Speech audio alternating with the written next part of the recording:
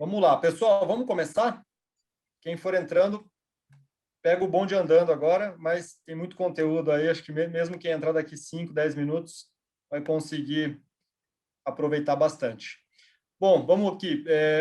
Boa noite, pessoal, tudo bem? Bom, a gente já bateu um papo aqui, já me apresentei, mas para quem não estava, meu nome é Gustavo, né? Sejam bem-vindos à Universidade Isaac, tá? Eu trabalho na área comercial aqui do Isaac. Isaac, no final, depois a gente vai ter até uma enquete para quem quiser saber mais sobre a empresa Isaac, vai responder um sim, a gente vai entrar em contato depois. Mas o Isaac, basicamente, é uma empresa de gestão escolar, onde a gente endereça a dor financeira, né? A gente brinca que a gente é o antibiótico, a gente vai lá na dor e tira essa dor, porque é algo diferente, né? A gente cuida da parte de inadimplência, fluxo de caixa das escolas, tá? Mas o foco não é esse hoje. O foco é hoje com o professor Max, para a gente tratar de um tema aí que é a digitalização da educação, né? A gente sempre fala que educação sempre é o último setor para digitalizar, né? Só que a pandemia, o ano passado, acelerou isso, e foi muito bacana. Então, agora a gente já está nesse barco da tecnologia, da digitalização da educação, e não tem como mais a gente recuar. Agora é daqui para frente. Então, o professor Max vai detalhar um pouco sobre esse assunto para a gente, tá? Essa aula, pessoal, faz parte de um projeto aqui do Isaac, que é a Universidade Isaac. É uma série de aulas semanais, com muito conteúdo rico para vocês e totalmente de graça, né? Inclusive, depois no chat, eu vou já... Manu, se você puder já colocar o site para a gente, para os próximos eventos, porque toda semana vai ter uma aula aqui que a gente vai endereçar um tema que faz sentido a gente parar para discutir, tá bom? Bom, antes de eu passar para o professor Max, que é o nosso especialista aí no tema, eu quero só alinhar com vocês. Embaixo, então, tem o chat, que vocês já estão aqui conversando aqui com a gente. Coloque as suas perguntas, tá? A ideia, pessoal, é um bate-papo mesmo, tá? A gente não consegue ouvir vocês, mas a gente consegue conversar através do texto.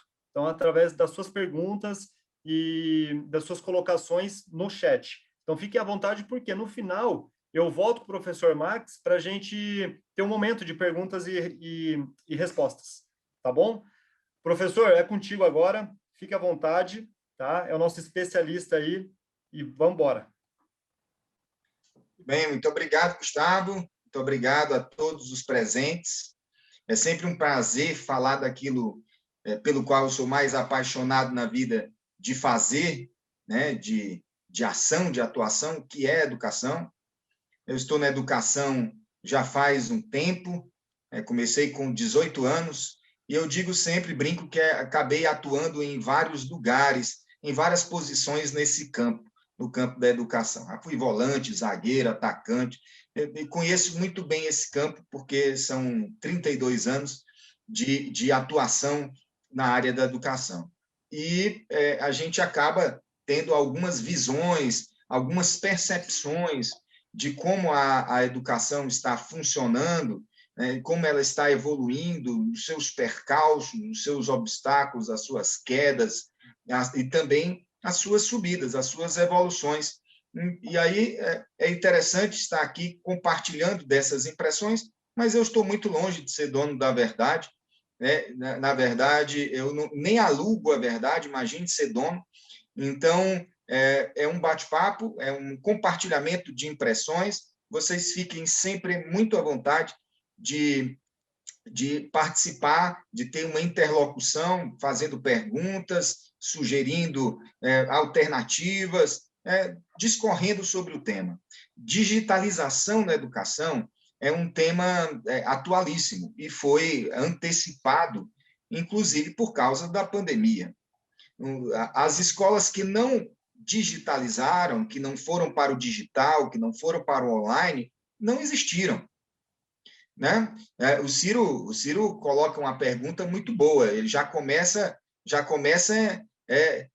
dando uma voadora, eu diria. Né? Se há escolas que na minha impressão, elas se adaptaram melhor à pandemia, no caso, não se adaptaram mais à pandemia, mas se digitalizaram em virtude da pandemia, lidaram melhor com essa condição, né? E qual a característica dessas escolas? É uma excelente pergunta, Ciro, você todo mundo fique bastante à vontade. Eu trouxe uma apresentação, mas eu acho que o mais importante é essa interlocução.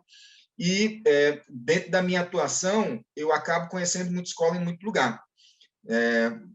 Nesse ano, eu já estive em 4, 5 estados, e com esse trabalho de professor, eu acabo dando aula em algumas faculdades, e algumas aulas eu dou de forma online, mas eu, obviamente, tive também que fazer alguma atividade presencial.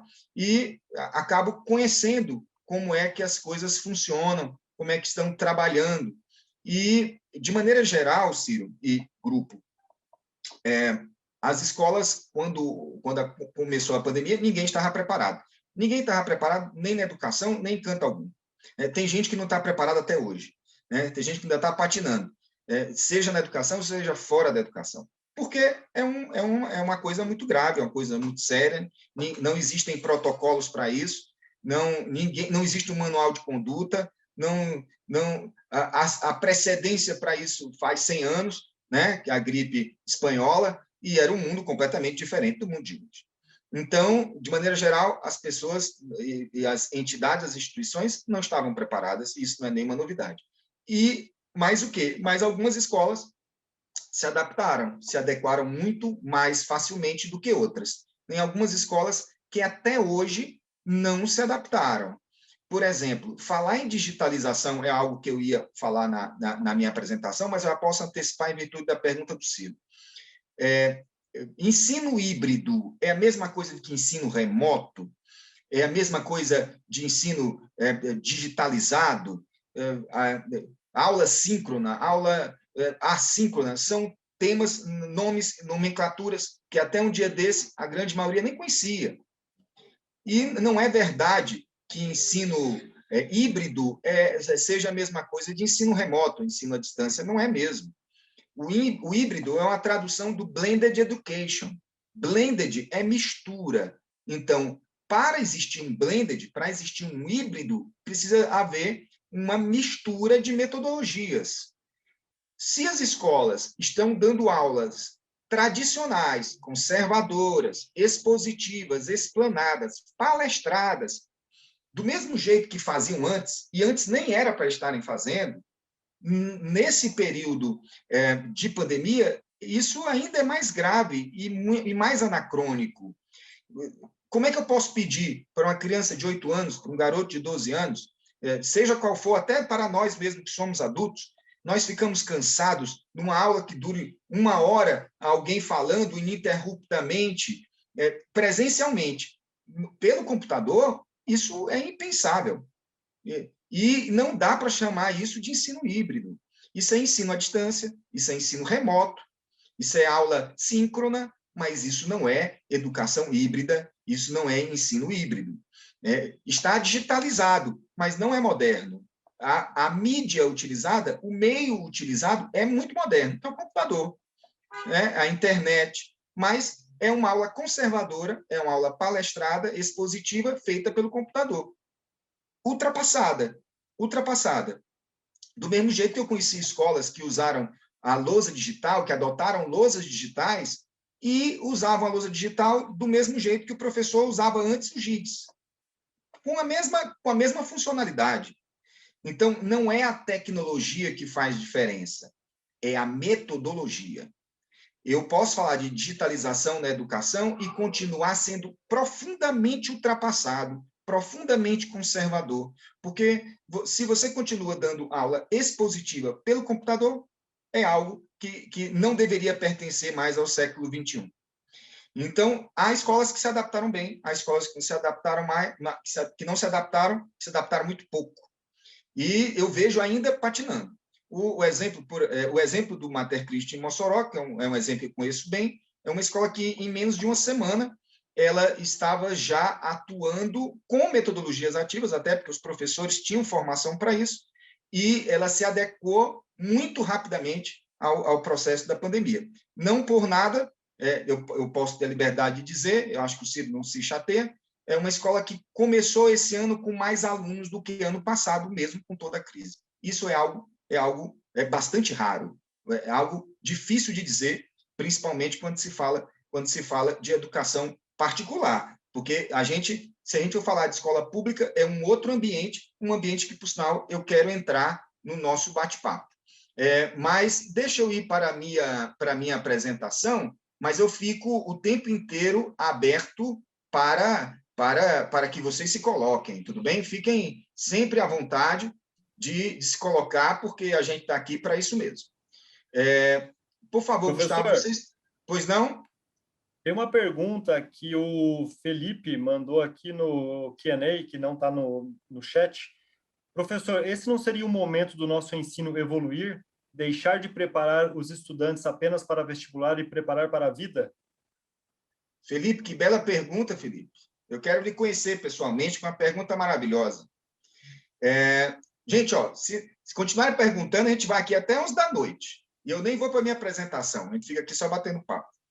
Esse é um momento de se evoluir. Se a gente pensar na história da humanidade, momentos de crise eles catapultaram depois a humanidade. Vamos pensar a peste negra. Peste negra matou, às vezes, em algumas regiões na Europa, 2 a cada 3 pessoas, 1 a cada 3 pessoas, dizimou a população europeia. Quando passou a peste negra, o feudalismo praticamente acabou. Nós entramos depois em uma outra fase. Porque, primeiro, você trabalhava com servilismo, com servos. E esses servos, eles não tinham salário. Eles ficavam com uma parte daquilo que produziam para os seus senhores, para os lordes, para os barões, para os marqueses. Era assim que funcionava, eram servos. Eles trabalhavam nesse aspecto feudal, como vocês conhecem bem, na Idade Média. Quando houve o término da peste negra e nós tínhamos poucos braços para trabalharem, o que fazia? O que podia acontecer? Os senhores tinham que pagar essas pessoas para a produção na terra, para cultivar, para colher, para cuidar dos animais. Então, você começa a ter um outro momento, né, do Ocidente, que é a ideia de ter um trabalhador pago. Inclusive, já vai desenvolvendo a ideia deles terem direitos, vejam só. Então, não é porque nós estamos vivendo uma crise, e é uma crise muito grave, que a gente deva perder a esperança para o futuro. E eu acredito que isso também aconteça na educação.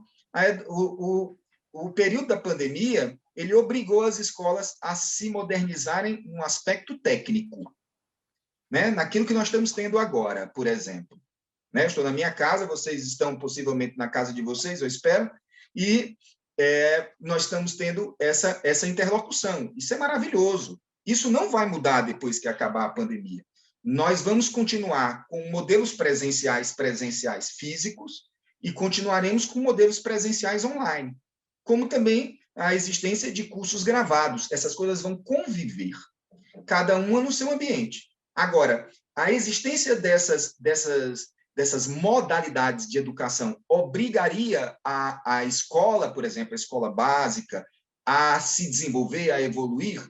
Não obrigatoriamente. Não obrigatoriamente. Vão ter escolas que vão continuar a serem conservadoras.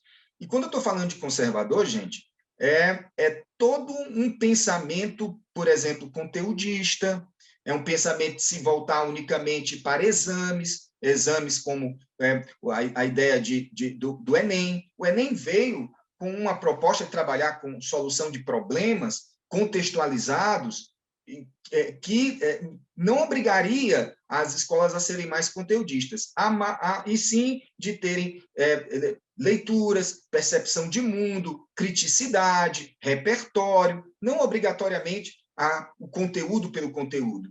Mas o Enem também modificou-se, a indústria, essa indústria que promove alunos somente para fazerem exame, se adaptou também ao Enem, e o Enem não está tão distante daquilo que existia antes, os vestibulares. Não fossem as cotas, né? Não fossem as cotas. As cotas, elas democratizaram essas vagas nas universidades públicas.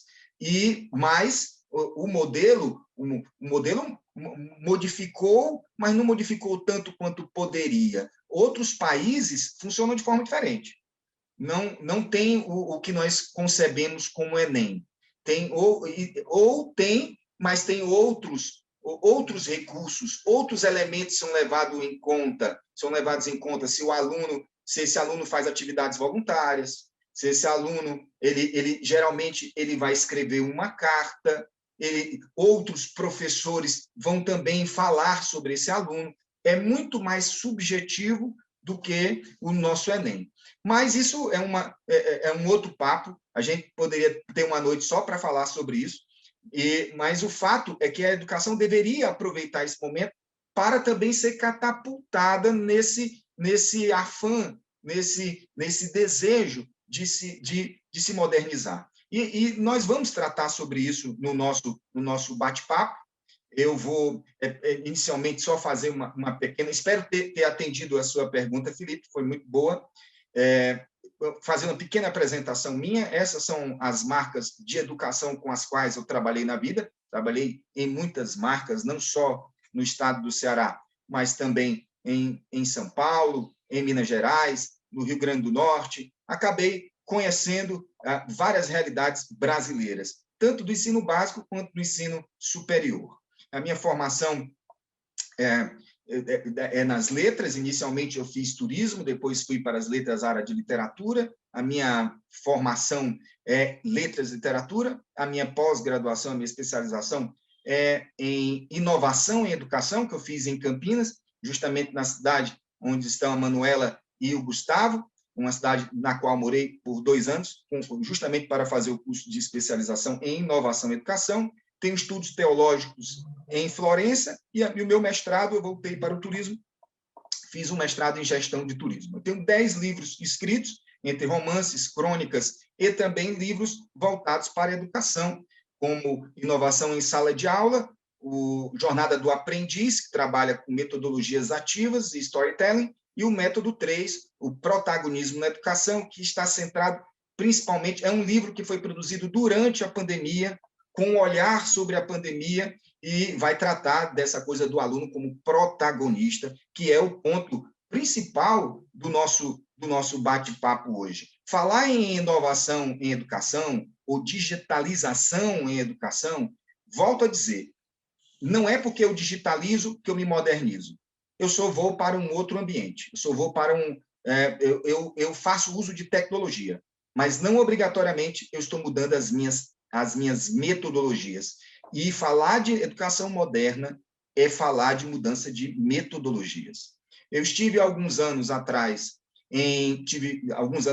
na Finlândia para conhecer o modelo finlandês de educação, que é um dos melhores do mundo desde o ano 2000, e eu fiquei impressionado, não pela tecnologia. Eu tinha ideia de que as salas na Finlândia, em Helsinki, tinham lousas digitais até no teto, no banheiro, na cantina, e não é verdade. As escolas são até menos tecnológicas do que muita escola brasileira, mas as metodologias são de dar gosto, né? A formação dos professores, a autonomia dos alunos, a autonomia dos professores é algo absurdo, é muita formação, muito treinamento, e um pensamento em relação à educação, de educar para a vida. Né? É engraçado que uma das disciplinas que você vê mais importantes na Finlândia é culinária, gastronomia. Agora, veja só o pensamento. O aluno que está estudando gastronomia pode ter um viés aí para aprender matemática, para aprender biologia, para aprender geografia, para aprender linguagem. No final, é uma pedagogia de projetos, onde o aluno estudando gastronomia, ele vai conversar com essas outras disciplinas. Então, é muito natural que uma escola tenha uma cozinha e dentro da cozinha estejam os alunos, sejam estudando, sejam produzindo. Aí você diz, mas esse aluno que está ali dentro da cozinha, produzindo alguma coisa e tal, ele está aprendendo exclusivamente a cozinhar. Não, ele está aprendendo matemática. Porque eu preciso, por exemplo, de fração para poder cozinhar. Eu preciso de química, eu preciso de biologia, eu preciso de linguagem, eu preciso de empatia, eu preciso saber trabalhar em grupo, eu preciso de liderança, eu preciso de outros elementos que vão vir para a conversa. Então, isso me impressionou muitíssimo. né, que os alunos estejam, por exemplo, debruçados sobre um pão, dentro da sua atividade pedagógica. E eles são entre os 10 melhores do mundo já há vários anos. A questão não é o exame faz parte do processo, mas eu não vivo por ele. Isso é essencial. O exame faz parte do processo. Fazem avaliações? Fazem, mas ninguém vive para isso. A avaliação faz parte apenas. Então, volto a dizer que uma mudança em educação é uma mudança de mentalidade. E isso tem muito a ver com a preparação desse profissional do século XXI. O último Fórum Econômico elegeu essas 10 competências como as principais para um profissional do século XXI. O que eu preciso para esse profissional do futuro? Eu preciso de gente que tenha pensamento inovador e analítico, que tenha aprendizado ativo. Olha, a segunda coisa, aprendizado ativo, é o segundo elemento e estratégia de aprendizagem. Criatividade, originalidade, iniciativa, tecnologia, design, programação, pensamento crítico e analítico, resolução de problemas complexos, liderança e influência social, inteligência emocional, racionalidade, resolução de problemas, ideação, que é a capacidade de ter novas ideias a partir, principalmente, de ecossistemas modernos que cooperem, essa ideia de mutirão, de grupo que coopera e vai idealizar soluções, por exemplo, isso é muito moderno. E a análise e a avaliação dos sistemas eu nem preciso explicar, isso é moderníssimo.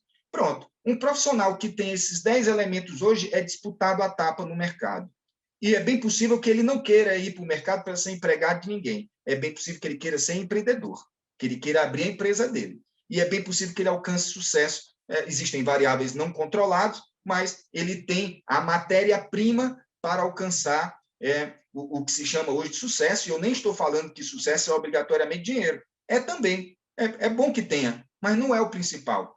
Hoje, as novas gerações estão preocupadas com outros elementos e não só apenas ganhar dinheiro. Você ganhar dinheiro e não tem tempo para o lazer, não tem tempo para si mesmo, não tem saúde, agride o meio ambiente, as novas gerações não querem isso. As novas gerações querem trabalhar para viver e não querem viver para trabalhar. É uma outra mudança, é um pensamento completamente diferente daquilo que existia anteriormente. E o problema da escola é esse. Nós temos uma educação do século XIX, professores do século XX e alunos do século XXI. Não vai rolar nunca, não vai dar certo. Isso se chama anacronismo. Nós temos que pegar todo mundo e jogar para o século XXI. Só que, enquanto as escolas estiverem com uma fila, um aluno atrás do outro, uniformizados, preocupados com a 0,5 que precisam para passar na avaliação, na prova, não sei o quê e tal, a gente não vai mudar nunca a educação. É uma educação que tem cheiro a mofo, teias de aranha, é uma educação ultrapassada. Isso, em boa parte dos países que melhor hoje performam, isso nem se fala mais. Isso é uma coisa do outro século, uma coisa que ninguém está mais preocupado com isso. Isso vai mudar à medida também que nós prepararmos esses professores, porque nós tivemos esse tipo de educação. É bem natural que, quando a gente agora é educador, a gente repita isso. Só que as necessidades são outras. Eu não preciso mais, no mercado, de pessoas que sejam capazes de memorizar tanto quanto era antes. Hoje eu preciso de pessoas que sejam, principalmente, tenham soft skills, saibam se relacionar, tenham liderança, sejam capazes de argumentar, tenham senso crítico, tenham ideias, mobilizem, liderem, influenciem e também dominem o conteúdo ao qual se propõem a trabalhar. Então, é lógico que a pessoa precisa de domínio, mas como também esse conteúdo está se revitalizando, está mudando, está sendo dinâmico, eu tenho que ter uma capacidade de adaptação, preciso ter resiliência e capacidade de adaptação, e antes de capacidade de adaptação, de antecipação, eu preciso entender o que vem. E aí eu me preparo para o que virá.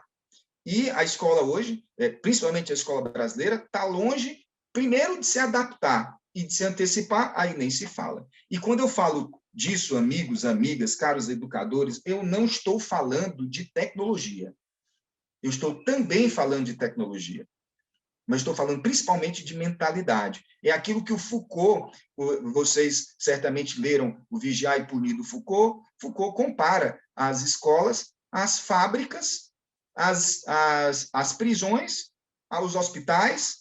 Por quê? Porque nós vamos ter essa estrutura mastodôntica, dinossáurica, né? Pesada, engessada, cheia de regras, com hierarquia muito definida, com escalonamentos, com horários muito predeterminados, com uniformes, com o banho de sol. Então, são elementos engessados. E, enquanto a gente não mudar isso, a gente pode até digitalizar a educação, mas a gente não moderniza a educação. E existem mega tendências para a educação. Os estudiosos da educação hoje dizem que existem tendências. Para onde a educação vai? O que nós precisamos fazer? E agora, em poucas palavras, eu quero compartilhar isso com vocês. Uma das coisas, o empoderamento. O empoderamento do cliente, esse já existe. Ele já existe. O empoderamento do aluno, ele a cada dia é mais presente. E quando eu estou falando de empoderamento do aluno, eu quero fazer um parêntese. Empoderamento do aluno não é a perda da hierarquia ou da autoridade do professor. Não tem nada a ver com isso. Nós não estamos falando de tirar autoridade nenhuma do professor, do coordenador, do supervisor, do diretor, não tem nada disso. Quando eu estou falando de empoderamento, eu estou falando de customização, de ter uma educação mais individualizada. É aquilo que, por exemplo, a BNCC trata. E quando se fala de itinerário formativo no ensino médio, é isso. É você chegar para o aluno e perguntar, meu querido, qual é a área que você se encaminha? Eu me encaminho, eu quero ser jornalista. Então, ótimo. Então, você vai ter um básico aqui, um fundamental, por isso o ensino fundamental. Você vai ter um básico que a escola vai lhe entregar e vão ter trilhas que você pode percorrer. Você que quer ser jornalista, então vamos aumentar a quantidade de estudos ligados à linguagem, à história, à geografia, às humanas. Ele vai fazer uma atividade à parte de um jornal da escola, ou do rádio da escola, ou das redes sociais da escola, ou vai fazer teatro, ou vai fazer artes. Por quê? Porque eu já aumento para ele essa carga de estudos para aquilo que ele se interessa. Para que eu vou obrigar esse sujeito a se aprofundar em física, em química, em logaritmo, se ele sabe que não vai para essa área? Se ele pode até variar, mas ele vai variar dentro de um ramo qualquer. Ele já sabe que não vai para isso. Então, eu já ofereço ao aluno essa possibilidade dele migrar para a área que lhe interessa. Né? O professor Pacheco, criador da Escola da Ponte, com o qual eu tenho boa relação, ele é mais radical ainda. Ele diz que a gente deve chegar ao aluno e perguntar, meu querido, você quer aprender o quê? Eu quero ser youtuber. Pronto, então ótimo. Então, a escola vai preparar você para ser youtuber. Nós vamos dar todas as condições possíveis, nós vamos lhe dar mentorias, tutorias, bibliografias, acompanhamento, conteúdo para você se tornar um grande youtuber. É mais ou menos assim que o Pacheco pensa hoje. Inclusive, ele diz que a aula não ensina e a avaliação não avalia. É uma visão bastante provocativa. E quando ele está falando de uma outra tendência, é a tendência da experiência. Isso também já se verifica no mercado, isso também se verifica entre os alunos. Os alunos querem praticar, querem fazer, querem mão na massa. Por isso é importante que você tenha metodologias ativas, que você tenha storytelling, que você tenha PBL, que você tenha gamificação, que tenha cultura maker.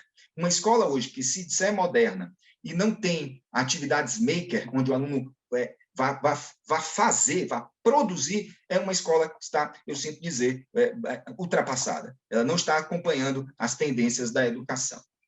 Vejam só, nós aprendemos, gente, essa é a famosa pirâmide de Glasser. William Glasser faz um estudo sobre como nós aprendemos, e ele vai dizer que nós aprendemos 10% lendo, 20% ouvindo, 30% observando 50% vendo e ouvindo.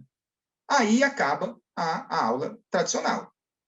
Nós temos uma possibilidade, a melhor chance que temos é de aprender 50% alguma coisa. Para que a gente possa aumentar o nível de participação, nós precisamos que os alunos discutam, debatam entre eles, que eles façam e que eles possam ensinar uns aos outros. Nós, professores, sabemos disso. Eu, quando saí da faculdade no século passado, sinto dizer, mas é a verdade, eu não sabia nada de língua portuguesa. Eu fui para a sala de aula, eu tinha pena de mim, eu tinha medo, eu me tremia todo, eu me encostava no birô para que os meninos não percebessem que minhas pernas tremiam. E eu aprendi muitíssimo em sala de aula. Acho que quase tudo que eu aprendi em sala de aula. Aprendi muito também nas academias, né, nas quais frequentei. Mas a sala de aula ela é uma mestra, porque o aluno lhe pergunta uma coisa, ele lhe provoca. Então, você vai atrás, descobre, estuda, e no outro dia você traz. Então, isso lhe obriga a aprender. E se isso funcionou para mim, como é que não vai funcionar para os alunos? Então, eu tenho que oferecer palco, oferecer voz, oferecer luz para esses alunos. Eles têm que ser protagonistas na construção própria dos seus saberes. Isso quer dizer que isso tira alguma coisa do professor? Isso não tira nada do professor. Não tira nada do professor. Ele é um maestro, continua sendo um maestro, mas a orquestra tem que tocar. Então, eles não estão ali só para escutar, eles estão ali para tocar. E tocar significa produzir. É aquela coisa que eu vejo sempre vi na sala de aula e sempre vi na sala dos professores. Toca o término do intervalo, do recreio, e aí o professor se levanta e diz assim, estou indo dar a minha aula. Esse é o problema. É porque a aula é dele. Se a aula é dele, por que os alunos vão se importar? Se a aula é dele. O que ele teria que dizer é, estou indo para a nossa aula. É um projeto comum, é um projeto compartilhado, é mutirão, é ecossistema de cocriação. Todos estão ali debruçados com o mesmo objetivo, com o mesmo afã, que é o quê? Construção de saber. Se isso é do professor, por que o aluno tem que se envolver? O grande papel do professor é incluir o aluno, é transformá-lo de passivo em ativo, de sujeito passivo em sujeito ativo. Ele está ali para aprender, e eu tenho que, o máximo possível, entregar a ele essas condições. Só que a atitude expositiva palestrada, onde o aluno está ali para escutar, copiar, memorizar e fazer prova depois, essa não ajuda esse papel. E é lógico que nós vamos ter uma defasagem de participação enorme dos alunos. Uma outra mega tendência da educação é a ideia de ideação e cocriação, que é justamente sobre isso que eu estava falando. Todos têm que participar, todos têm que idealizar, todos têm que criar. É algo conjunto. E uma outra coisa, principalmente para o mundo pós-escola básica, são as microcertificações. Já existem pós-graduações no Brasil, vocês sabem disso, já existem escolas no Brasil, escolas superiores, né, que estão dizendo assim, olha, para que 2 anos para aprender uma coisa? Eu te ofereço um curso aqui de 30 dias, de 40 dias, de 2 meses, e você aprende aquela coisa que você tem necessidade, da qual você necessita, e você já vai praticar.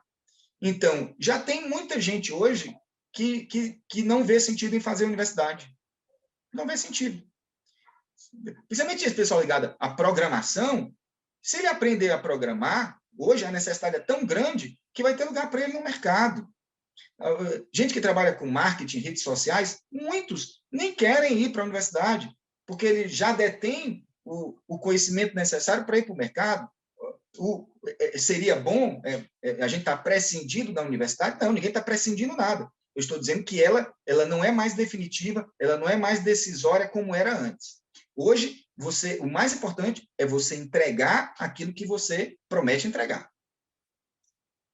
E, lógico, a tecnologia da educação é uma mega tendência. Ela veio para ficar, ela não veio para uma fase, não é uma chuva, não é uma modinha. A educação veio definitivamente para ficar, com a tecnologia. Por exemplo, na minha sala, no meu colégio, não pode usar celular. Ok, a gente pode comprar essa briga. Não sou contra que se compre essa briga. Mas o celular pode ser uma ferramenta de aprendizagem. Desde que eu envolva os alunos, eu engaje os alunos e eles compreendam, eles comprem esse projeto de que o celular pode ser uma ferramenta pedagógica. É um bom debate.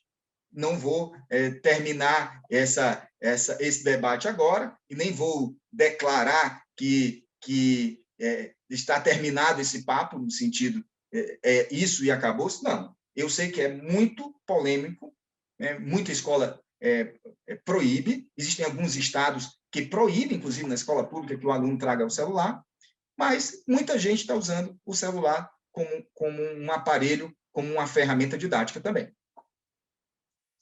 Muito bem, eu não vou explicar Padre Nosso a Padre, né? Aí são as competências gerais da BNCC, e eu tenho só uma pergunta. Gente, se alguém estiver fazendo alguma pergunta para mim, eu não consigo ver, né, aqui pelo chat, então vou pedir que o Gustavo faça o meio de campo. Vamos lá, Max. Tem sim, tá? Tem 3 comentários aqui. O José Francinésio, antes de você começar, você estava começando, ele mandou uma mensagem aqui. Professor, existe um gargalo muito grande ainda no Brasil, a questão da conectividade. Nossos alunos, nossas famílias, a grande maioria de nossas escolas, está aí o exemplo das escolas públicas paradas. Não estavam preparadas para essa modernização, pois a pandemia nos pegou despreparados. O senhor não acha que precisamos de ajuda concreta? Acho que é muito que você colocou já, né, professor, agora nesses slides, né, mas foi um comentário aí do José Francinésio, depois o Ciro também comentou, né, a Alemanha está na vanguarda, nesse sentido de nanodrigs. E o Iago, estamos utilizando celulares e computadores nas aulas aqui. Tá? Então, teve esses 3 comentários. Muito bons todos os comentários. Vou reforçar o comentário do Felipe, não foi isso? Felipe? Não, foi Francinésio, não foi isso? O que falou sobre escolas públicas? Isso. José Francinésio. Pronto. Francinésio, existem já entidades brasileiras, né? Temos a Priscila Cruz, que fala uma coisa muito séria, que o atraso da educação na escola pública no Brasil, em virtude da pandemia, será talvez de décadas. De décadas. Nós precisaremos de décadas para chegarmos no ponto ruim onde estávamos. Né? Nós sabemos, nós estamos ali entre os últimos países da OCDE, no PISA, principalmente em português e matemática, principalmente matemática, e a pandemia atrasou e vai atrasar enormemente. É para a gente chorar, para a gente ficar deprimido o que está acontecendo, e principalmente por isso, porque não é só a questão de ter o celular, né? Não é essa questão, você tem que ter o celular e tem que ter a banda larga, tem que ter o 4G, tem que ter, sabe o quê? Ambiência na sala, na casa dele para assistir aula. Se o cara vive num barraco, com toda aquela condição que nós sabemos, mora naquele barraco 6 pessoas, digamos que ele tem um celular que o Estado ou a prefeitura deu para ele um tablet, isso vai garantir que ele vai conseguir assistir aula? Basta isso para ele? Não basta. Ele pode estar num cubículo com mais 6 pessoas ali, e com um aparelho celular, que ele não sabe nem se ele tem crédito para assistir aula. Então, é um abismo que, se a gente for pensar, a gente fica deprimido, né? Fica deprimido. Deveria haver, após a pandemia, nesse momento, uma compreensão de quanto a educação é fundamental para qualquer povo e uma política seríssima que ainda não houve no Brasil, eu não me lembro dela, para essa ajuda, para esse auxílio, para esse suporte às escolas ou às crianças e adolescentes que não tiveram nada, ou tiveram muito pouco. Tem gente que estava letrado e agora está desletrado, perdeu o letramento. Perdeu. Nem era mais analfabeto, agora é. Agora por causa desse gap, dessa lacuna provocada pela pandemia. Entre tudo que esse país discute, uma das coisas que a gente menos escuta é sobre isso. E nós vamos pagar caríssimo. Essa conta é muito cara, Porque a conta da economia, a gente, de repente, resolve, sei lá, em 2, 3 anos, 5 anos, mas a conta da educação não é assim. A conta da educação é uma conta que se paga com certa longevidade. Né? São gerações para você colher frutos, ou são gerações para você receber a conta também. Então, o que vão fazer essas pessoas?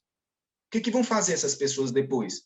Com o mercado de trabalho cada vez mais tecnológico, existe uma distância entre operar uma máquina de alta performance e um sujeito que nem sabe ler, que é de séculos isso. São séculos. Não é uma continha simples, é uma conta entre ser desenvolvido e plenamente subdesenvolvido. Então, a sua preocupação é a minha preocupação. A preocupação com as escolas particulares tenho muita, mas com as escolas públicas é algo que às vezes me tira o sono. E a gente poderia passar a noite discutindo isso, mas não dá. Caso, Gustavo, venha alguma pergunta, colocação, pode me trazer, que a gente debate aqui. Pessoal, eu não vou discorrer sobre BNCC, porque é a matéria de vocês, mas tem uma pergunta só. Como é que eu vou trabalhar pensamento crítico e criativo com aula expositiva? Como é que eu trabalho comunicação se o aluno só escuta? Como é que eu trabalho cultura digital se nem o celular o aluno pode pegar na sala? Como é que eu trabalho trabalho e projeto de vida se nós estamos falando exclusivamente de conteudismos?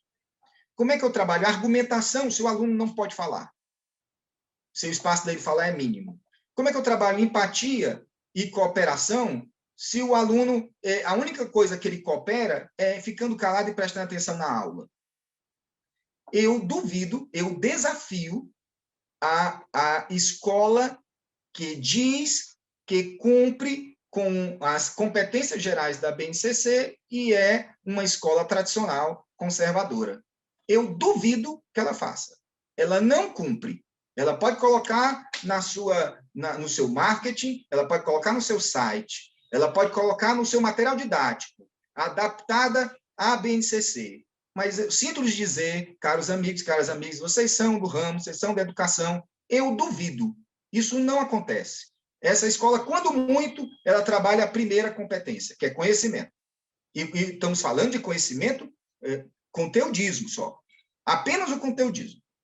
Ela não trabalha essas outras competências. O aluno não sai preparado. Em outras palavras, esse aluno não sai preparado para o século XXI. Ele sai preparado para outra coisa. Ele sai preparado para ontem. Ele não sai preparado nem sequer para hoje. Imagine para amanhã. Gustavo, se tiver alguma pergunta, colocação, se alguém quiser jogar uma pedra em mim, pode jogar, é bom que a distância evita que a pedra chegue. Mas tudo bem que vem uma pedra digital, talvez doa menos. Mas fiquem sempre à vontade. O problema, gente, é aquilo que o Paulo Freire sempre disse. Quando você trabalha só teoria, isso vira verbalismo. Em compensação, eu não posso trabalhar só com atividades, porque isso vira ativismo. O ideal é que você componha. Isso é o fim da aula expositiva? Não. Ela só não precisa ser hegemônica, majoritária. Ela pode conviver com outras metodologias. Com quais metodologias? Imagine, a sala de aula de metodologias ativas é uma sala de aula assim. Precisa de toda essa tecnologia, de todos esses computadores, precisa de por exemplo, de uma impressora 3D. Se a escola tiver, ótimo, muito bom. Muito legal que tenha. Mas não é o principal. O principal está nas paredes, que são lousas. Tudo aí nessa sala é lousa. Toda a parede dessa sala é lousa. Por quê? Porque os alunos ficam trabalhando nos seus grupos e, por exemplo, solucionando problemas, realizando projetos, debatendo, cismando, criticando, analisando, propondo, projetando, prototipando, idealizando, criando, e aí o aluno levanta, vai para a lousa, que é a parede, e fica um aluno explicando para o outro a sua tese, a sua postulação, a sua ideia, o seu projeto. E aí vem o outro, levanta e diz, não, não é assim, é desse jeito. Eles vão precisar de conteúdo para isso? Precisam, mas o conteúdo é só matéria-prima para a criação, para a projeção, para a prototipação. Essa é a ideia. Essa é a sacada. E o professor é o tutor, é o mentor, é o cara que vai problematizando, que vai trazendo bibliografias, que vai oferecendo atalhos, que vai mentorando esse processo, vai regendo essa orquestra. Esse aluno vai aprender muito, vai aprender mais e vai se preparar para o século XXI. E sabe o que é mais legal? Que não só o aluno autônomo vai conseguir lidar com essa situação, porque dar aula para aluno autônomo é muito bom, dar aula para o aluno bom é muito bom, dar aula para aquele aluno que você chega na sala e diz assim, João, em que página eu parei? O cara, ele lembra da página, ele lembra da palavra na qual você parou. Professor, você parou aqui, ó, você diz fluência. Ele lembra, está anotado em 3 cores no caderno dele. Né? E ainda fez setas, fez um infograma depois, entendeu? Um mapa mental da palavra fluência, porque é um aluno bom.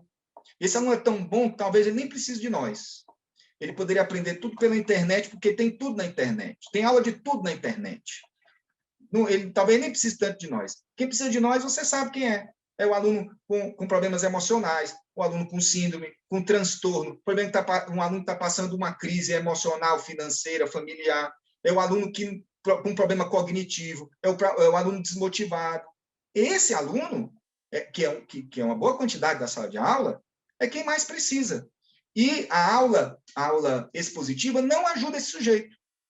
Porque você está dando aula expositiva, está falando da carta de Pero Vaz de Caminha, quando chegou no Brasil, no dia 1º de maio, ele escreveu para o rei Dom Manuel. Quando você chegou na terceira palavra, ele foi para Nárnia. Ele está em Nárnia.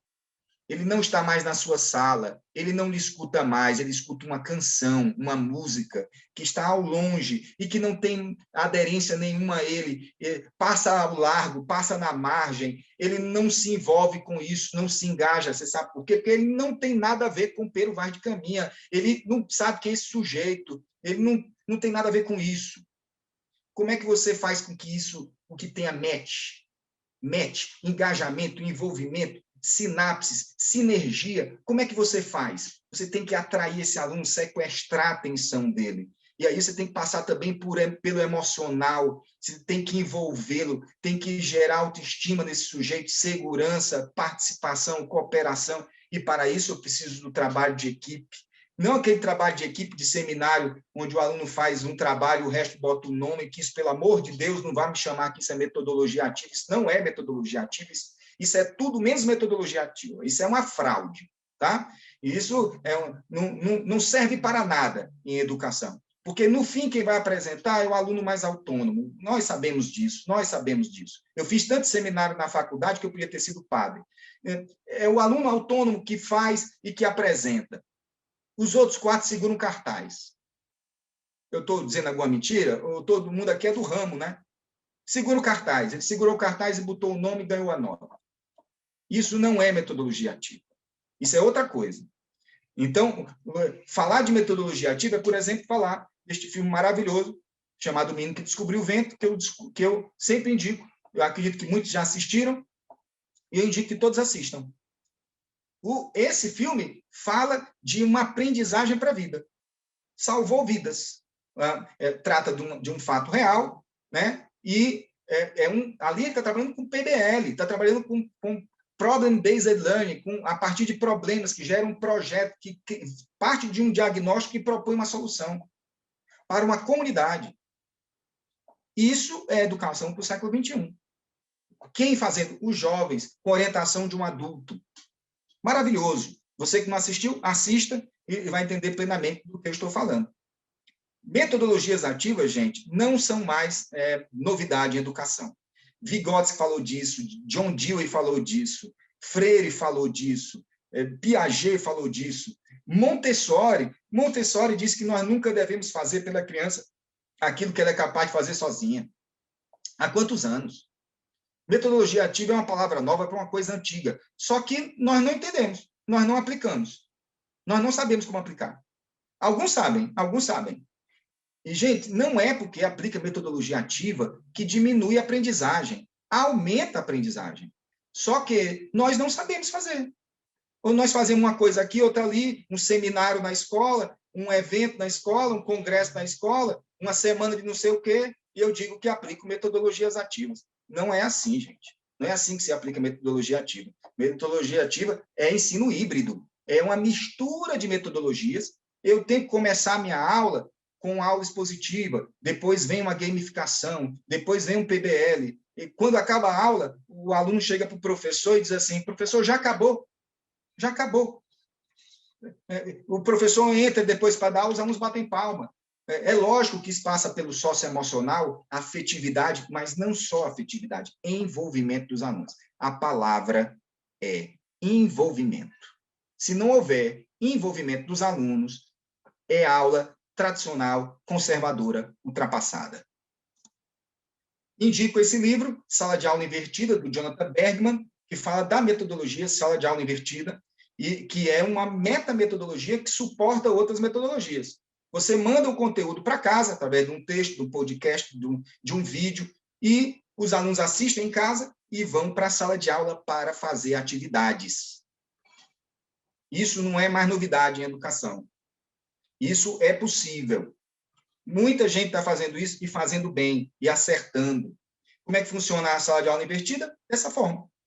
O conteúdo vai para casa, antes da aula. Ele assiste, pratica na sala e depois revisa os conteúdos. Aí você, que é professor, está dizendo assim, e quem foi que disse que esse aluno vai ver antes a aula? Ele vai chegar na sala sem ter visto. Perfeito, isso claro que pode acontecer.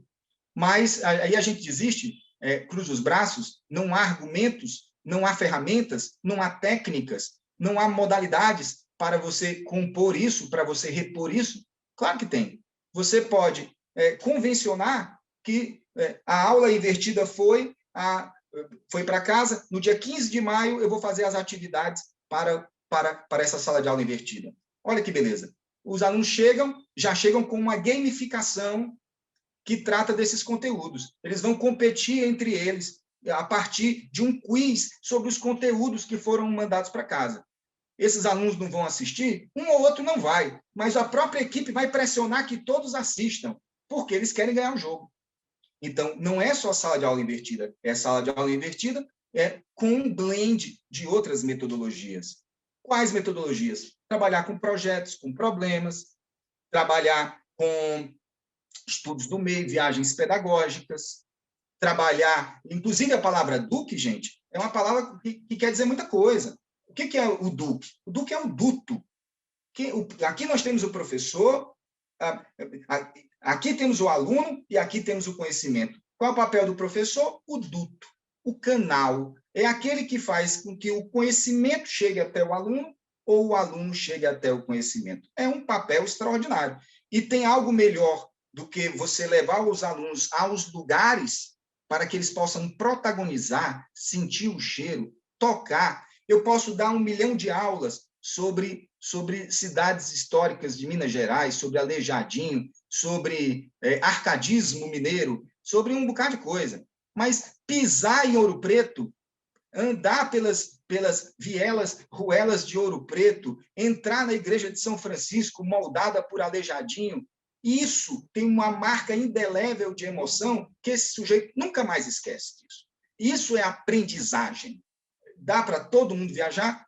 Talvez não dê para todos viajarem, mas dá para você ir fazer uma viagem de estudo do meio, dá para você fazer uma viagem, às vezes, mais longa, dá para você mover os alunos em outras atividades, a não ser a sala de aula convencional. Você pode usar narrativas, contar histórias, todo mundo adora uma história bem contada.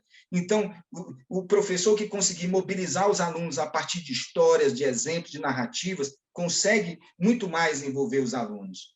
E cultura maker, gente, é aquilo que a Montessori sempre diz, né?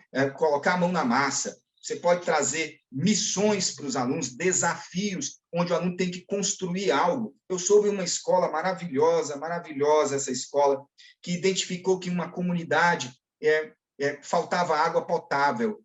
Então, a missão dos alunos foi construir um filtro barato que pudesse ser prototipado e levado para a comunidade e possibilitar que essa comunidade tivesse água potável. A escola fez, os pais ajudaram a bancar isso, e, de repente, essa comunidade com gaps, com lacunas sociofinanceiras enormes, ao menos essa escola pôde ajudar que as pessoas bebessem água limpa. Olha que coisa maravilhosa. É uma visão de cidadania, de responsabilidade social, que é uma proposta também da BNCC. Gamificar, eu nem falo. Né? Você poder gamificar o processo da sala de aula, tudo bem, você não precisa também gamificar tudo, mas você pode gamificar algo. Você pode dizer, gente, no término da aula de hoje, da minha aula expositiva, eu vou fazer um game com vocês. Os alunos prestam atenção. Se você fizer isso toda vez, não enche o saco. Mas se você fizer eventualmente, você tem a aderência e a participação dos alunos. Agora, já que estamos chegando para o final, uma sugestão muito pessoal minha, uma recomendação pessoal. Os alunos estão, alguns online, alguns presenciais, alguns em casa, alguns indo para a escola. Nós estamos vivendo esse momento. E a maioria das escolas com as quais eu me relaciono, eu digo o seguinte: o principal agora é cuidado emocional das pessoas. Todo mundo está sofrendo. A questão é se é sofrendo muito ou sofrendo demais. Mas todo mundo está sofrendo. Né? Quem está sofrendo demais são pessoas que perderam pessoas. Sofre muito quem perdeu empregos, quem perdeu empresas, sofre muito. E, de maneira geral, as pessoas sofrem. As crianças estão sofrendo, os adolescentes estão sofrendo. Foi um ano difícil e ainda teremos algum tempo para que deixe de ser difícil. Nós temos que cuidar das pessoas. Quem? A escola, principalmente. A escola tem que cuidar dos seus funcionários e os gestores precisam cuidar dos seus funcionários cuidam dos demais, cuidam das crianças, cuidam dos pais. Nós temos que nos cuidar. A matemática é importante, é muito importante, mas antes da matemática existe a alma das pessoas. Então, o socioemocional hoje está em primeiro lugar. Eu digo isso com muita tranquilidade. Nós temos que cuidar, nós temos que querer bem as pessoas, afagá-las. E quando estou dizendo afagá-las, eu sei que esse afago do abraço, do beijo, hoje não é possível, mas ao menos escutá-las, voltar para a sala, fazer um ciclo, pedir para as pessoas compartilharem seus sentimentos, fazer escuta, aguçar o ouvido, olhar nos olhos, querer bem. Isso a escola sabe fazer. Às vezes ela se esquece de fazer, mas ela sabe fazer. Este é um momento para isto. Falar de digitalização na educação é muito bonito. Agora, falar de humanização na educação é mais importante do que digitalizá-la.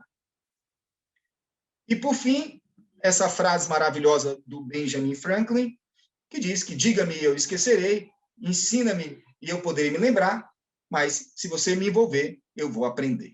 Eu agradeço muito a atenção de vocês e abro aí alguns minutos para que vocês possam dizer alguma coisa, se concordam, se não concordam com as minhas palavras, se tem alguma dúvida. Muito bom, professor. Que aula, hein? Que aula, muito bom mesmo. Até o meu amigo aqui que tá ouvindo a gente, ele me mandou uma mensagem no WhatsApp. Ele falou: Gustavo, eu ia só pegar um trecho, porque eu tenho outro compromisso, mas estava tão bom que eu desmarquei e fiquei ouvindo aqui o professor Max, porque realmente rendeu muitas reflexões, né, pessoal? Eu peço que vocês coloquem aqui no chat, se tiverem alguma pergunta. A gente já estourou nosso tempo, tá? Mas como a gente interagiu antes da fala do professor Max, algumas perguntas, a gente acabou estourando um pouco do tempo. Mas se vier alguma pergunta aqui, alguma colocação, vai ser importante para a gente bater um papo aqui com o professor. Eu tenho algumas aqui que já me mandaram no particular, mas queria ouvir de vocês aqui no nosso chat. Vou fazer o seguinte, professor, eu tenho algumas, eu vou fazer uma pergunta, tá? E a gente vai entendendo aqui o tempo, qualquer coisa a gente finaliza daqui a pouquinho, se não vier nenhuma pergunta mais aqui no nosso chat, tudo bem? Tudo bem, estou à vontade, estou bastante à vontade. O Eduardo de Foz do Iguaçu mandou aqui, ó. Por que existem escolas que ainda não fazem o uso de metodologias ativas nas suas práticas? Por duas razões. Primeira, pela hegemonia do conteudismo, pela ideia de competir, se eu preciso ter o primeiro lugar de não sei o quê, eu preciso aprovar tantos alunos não sei aonde, e a ideia de que se eu usar metodologias ativas, isso humaniza muito as pessoas, é muito bonito, mas não é eficiente, não é eficaz. Primeiro, existe uma compreensão errada do que é metodologia ativa. A metodologia ativa quer entregar o mesmo que o ensino conteudista entrega, que é a aprendizagem. Só que ela vai por outro caminho. E é um caminho muito mais inclusivo. Muito mais inclusivo. Por quê? Por causa daquilo que eu expliquei. Porque a aula expositiva empurra alguns alunos para Nárnia. Né? E depois, a segunda maior razão é falta de formação dos professores. Falta de formação dos educadores.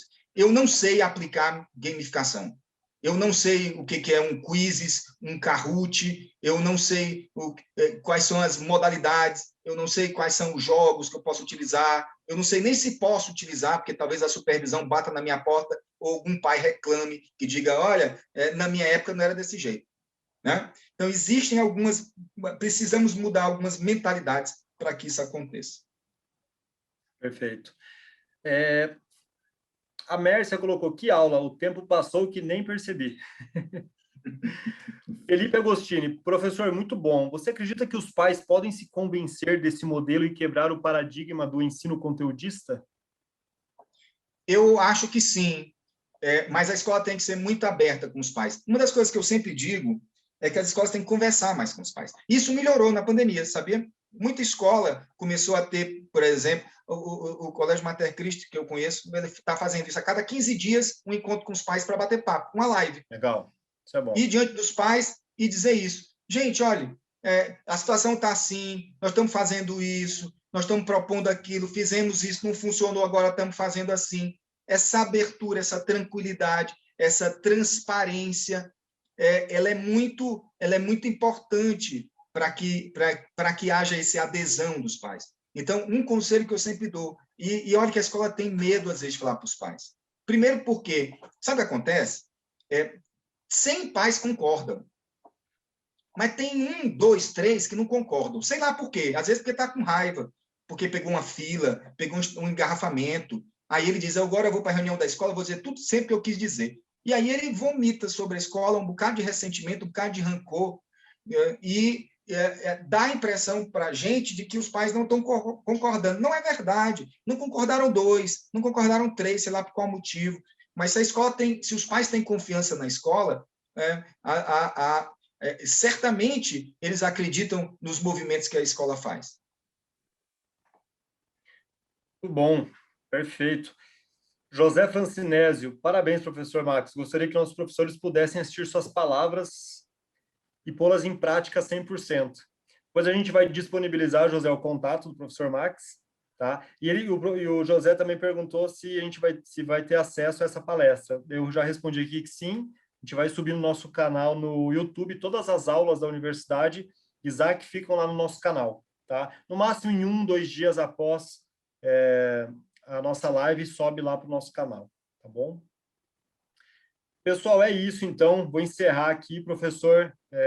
Já estouramos bem o nosso tempo, mas foi como nossa amiga, quem colocou aqui que o tempo nem passou, ela nem percebeu que o tempo passou, a Mércia. Nem percebemos que o tempo passou, porque realmente foi muito bom. Pessoal, vou lançar uma enquete agora, só responder sim ou não.